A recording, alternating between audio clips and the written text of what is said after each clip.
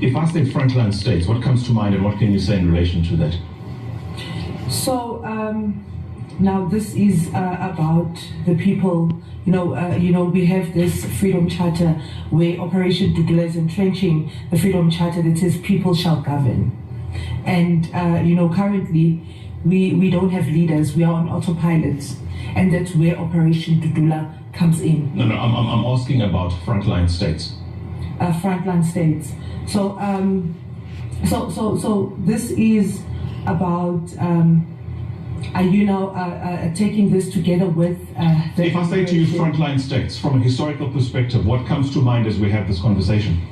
The Frontline States, I would believe it's about the people in power. He obviously doesn't know Frontline States. She obviously doesn't know what. Troops from Zimbabwe on patrol in Mozambique. The frontline states are in peril. Their economic arteries under threat from sabotage by South Africa. Tonight, This Week examines the price of sanctions in the corridor of power. Good evening.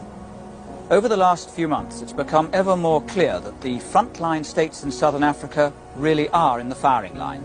Nations like Zimbabwe and Mozambique have committed themselves to sanctions against apartheid, but today their very survival as independent states is dependent upon South Africa. You probably have seen this video over and over again, but I thought to myself, maybe we actually need to educate each other about these topics, about our history as Africans, as neighboring countries. That doesn't justify the immigration crisis, but at least let us have the conversation and teach each other what happened in our past between our own countries, between these neighboring countries in the Southern African hemisphere.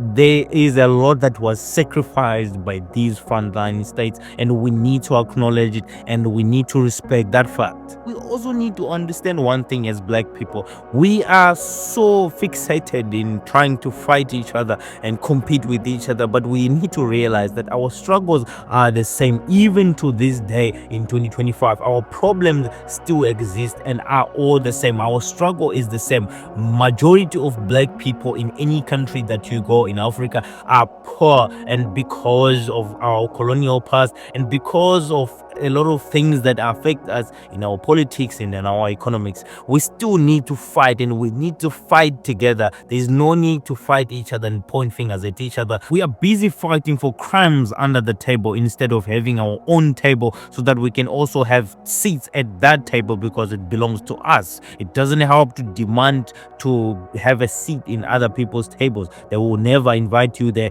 and they will never give you a seat. So you have to have your own table that you control, and then you get to invite whoever you want to sit with, your fellow Black people.